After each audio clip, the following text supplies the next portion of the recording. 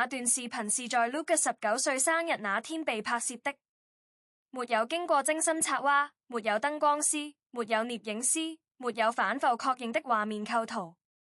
拍攝者只是在他生日宴的某個片段裡舉起了手機，捕捉到他端起一杯飲料轉向張柏芝，說了一句媽，我愛你的瞬間。整個畫面時長不到10秒，他的語氣平穩，沒有刻意煽情，沒有因為要對着鏡頭而提高音量，只是在他生日當天的某一刻轉向了他母親，然後說出了一句他已經在心裡確認過很多次的話。視頻在被上傳到網絡後，以遠超出預期的速度擴散開嚟，不是因為他的畫質有多清晰，不是因為畫面中的場景有多華麗，而是因為那一句話的語氣，他在平穩中承載的確定感，比任何精心設計的台詞都更直接地傳遞到了觀看者那裡。Lucas 說出那句我愛你的時候，張柏芝正坐在他旁邊，他沒有放下手中的杯子，沒有因為那句話而做出任何誇張的反應，只是側過頭看了他一眼，然後點了一下頭。那種回應方式與他平時回應他說話的方式一致，沒有因為那句話的內容而需要調整他的反應速度或幅度，也沒有因為那句話被錄下來而需要擴大他的回應的範圍。他在點完頭之後繼續他正在做的事，沒有因為那句話已經被說出來而需要延長自己的目光停留時間。那個點頭的動作幅度不大，但他被錄製下嚟後，成為那段視頻中除了那句我愛你之外被討論最多的部分。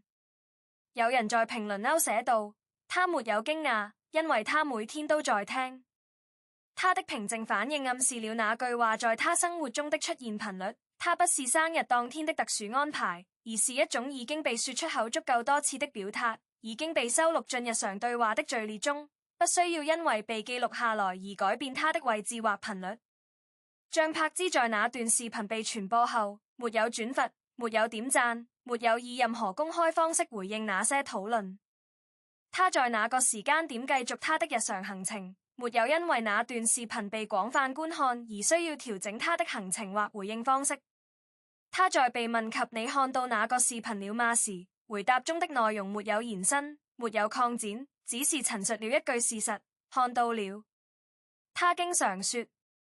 他在說經常的時候沒有因為需要確認頻率而停讀，也沒有因為經常這個詞可能被解讀為需要提供證據而補充更多的細節。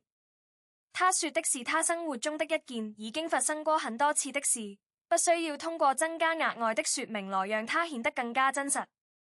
他在回答完那個問題後，沒有因為自己已經完成回應而需要查看手機來確認那段視頻是否存在被討論，也沒有因為那段視頻已經被廣泛觀看而需要調整自己的姿態來適應它的存在。有人把那段生日視頻與 Lucas 在更早時期的另一個片段拼在一起播放，那是一段多年前的影像。他當時船很少，在一次家庭場景中被問到你最喜歡誰，他回答的內容與語速和成年後的版本一致。他沒有在回答前停讀，也沒有因為需要在喜歡和愛之間做出選擇而延長思考時間。他說媽媽。那段多年前的影像畫質偏低，聲音也有些模糊，但他與生日視頻之間形成了一種不需要額外標註的關聯。相隔多年的兩個瞬間，在同樣的方向上保持了相同的定位，不需要通過中間的記錄來驗證他們是否屬於同一段軌跡。那段多年前的影像在之前沒有被單獨提取過，他與生日視頻被拼在一起後，不需要在兩者之間添加任何過渡說明或連接詞，因為他們在同一個方向上已經形成了自然的接續。那個年幼的身影在畫面中說媽媽的時候沒有看向鏡頭，他的視線落在畫面外的某個方向，嘴角有一個輕微的弧度，那個弧度與成年後在生日視頻中說出那句我愛你時嘴角的弧度接近。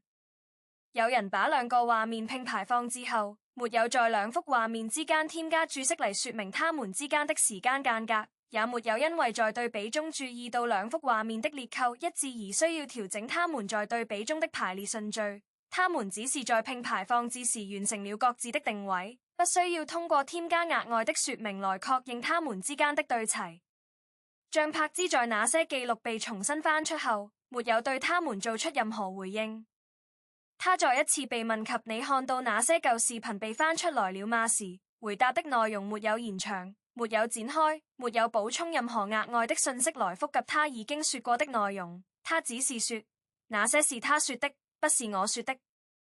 他在那句話中把自己從那段記錄的內容中移除，把那段記錄歸入 Lucas 自己的表達範圍，不因為他提到他而需要將他納入他自己的表達體系中。他在說完那句話後，沒有因為需要確認自己是否已經劃清了邊界而延長他的沉默，也沒有因為有人等待他進一步解釋而補充任何額外的信息。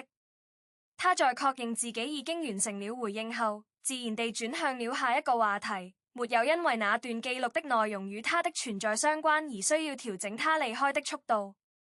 他在離開時經過了一扇窗戶，窗外的光線從側面照進來，在地面上留下了他的影子，那道影子的長度和角度與光線來源的方向一致，與他在其他時間經過同一扇窗戶時形成的影子相同。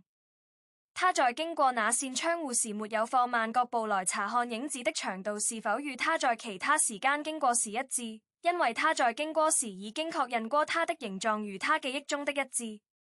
Lucas 在那段記錄被翻出後，再一次被問及你還記得15歲那次採訪嗎時，回答的內容包含了確認，但不包含擴展。他說記得，那時候也這麼想。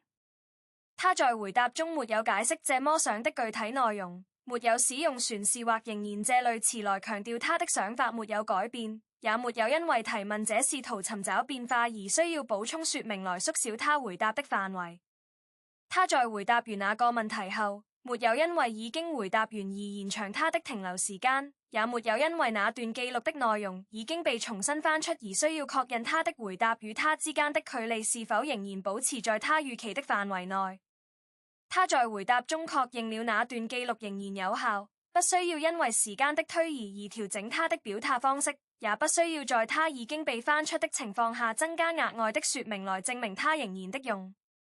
他在完成那段回答後，以與他進入對話時相同的速度離開了那個位置，他的步伐節奏與他在其他時間離開對話時保持一致，不因為那段記錄的內容涉及他的表達習慣而需要調整他的離開方式，也不因為已經被問到與那段記錄相關的問題而需要重新確認自己的位置是否在他預期的範圍內。像柏茲在 Lucas 那句我愛你被廣泛討論之後，仍然沒有對那個表達做出任何額外的解釋。他再一次被問及你覺得 Lucas 為什麼會在那天說出那句話時，他的回答是因為他想說。他在回答中使用了因為他想說來複合那句話在他生活中的位置，沒有因為他可能被理解為一種回應而需要增加說明來擴展他的範圍，也沒有因為他可能被理解為一種態度而需要調整他在回答中的位置。他在回答中已經完成了對那句話的定位，並且在完成定位後已經確認過他不需要因為那句話被討論而需要調整他在完成其他事項時的節奏或順序，因為他在回答時已經確認過那句話的內容已經被完整地複合在他在完成那些事的時候已經完成確認的範圍內。他在回答中已經確認過那句話的內容不需要因為他被問到而需要調整他在回答中使用的句子的長度。他在完成回答後，沒有因為那段回答的內容而需要調整他在完成回答後的坐姿或動作，因為他在回答時已經確認過他的位置與他在回答中所說的位置一致。他在完成那段回答後，已經確認過那句話的內容不需要因為被討論而需要被重新檢查，因為他在完成時已經確認過他的狀態與他完成時的狀態一致。他在完成回答後已經不需要再回到那句話中嚟確認他的位置是否仍然保持着他在完成時的位置，因為他在完成時已經確認過他的位置與他完成時的位置一致，並且已經確認過他不會因為時間的推移而需要被重新定位。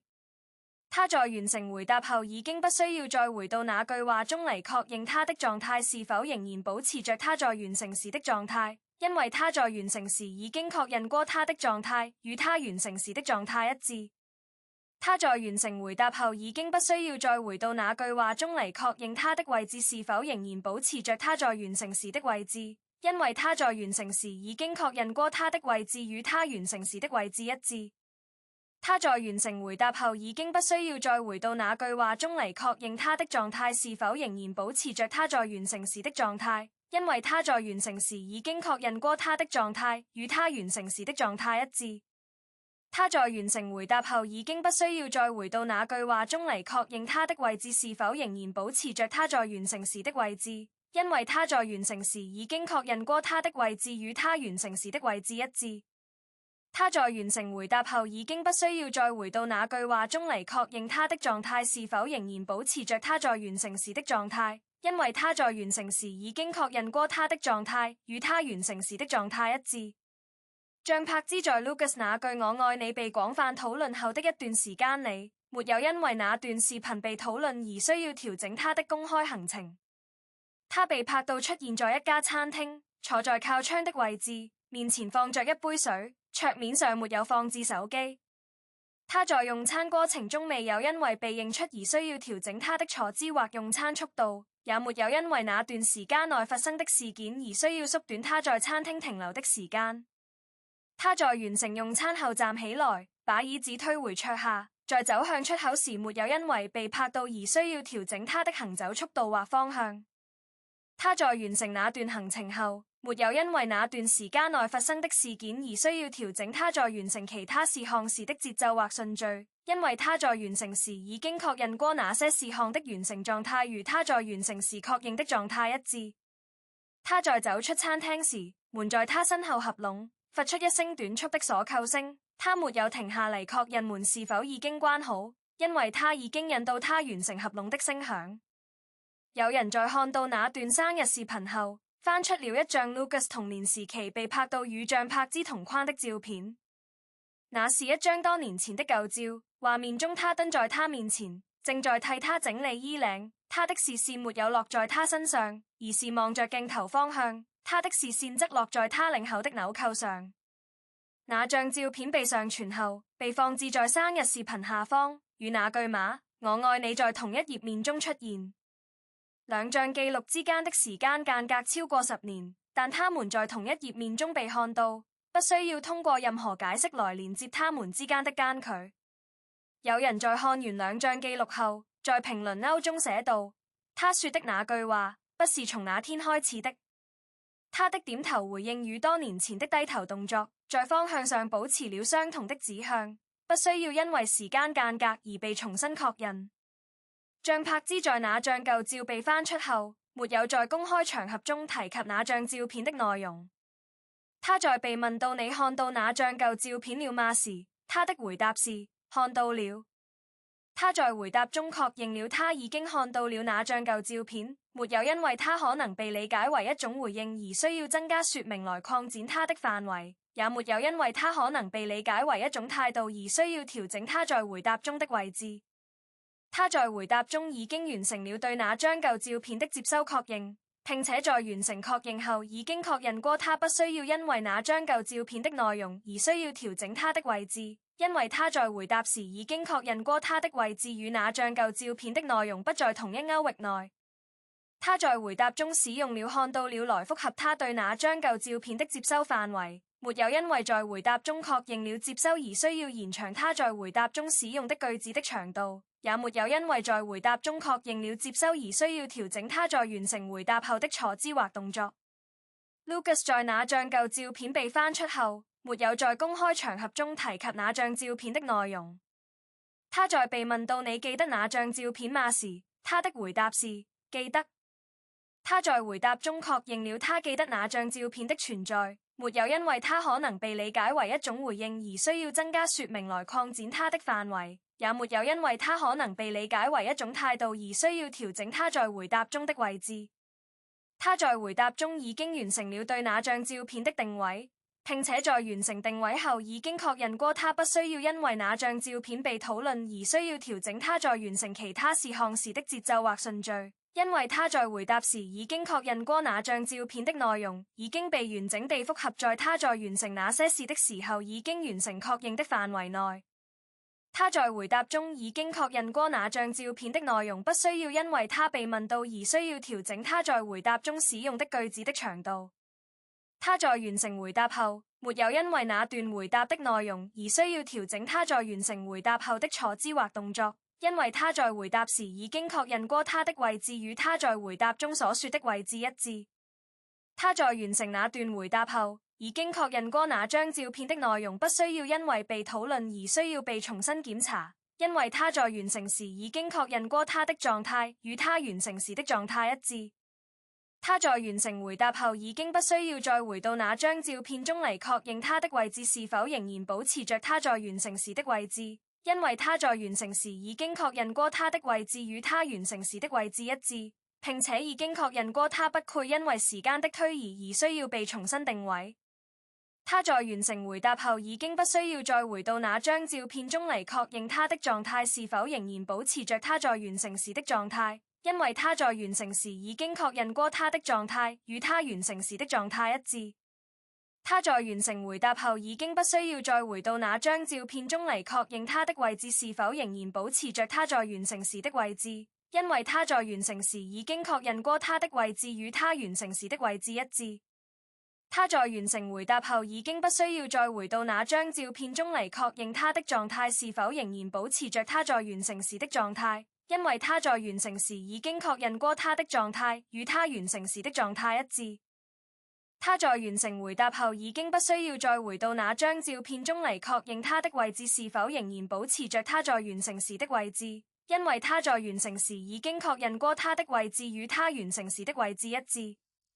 他在完成回答後已經不需要再回到那張照片中嚟確認他的狀態是否仍然保持着他在完成時的狀態，因為他在完成時已經確認過他的狀態與他完成時的狀態一致。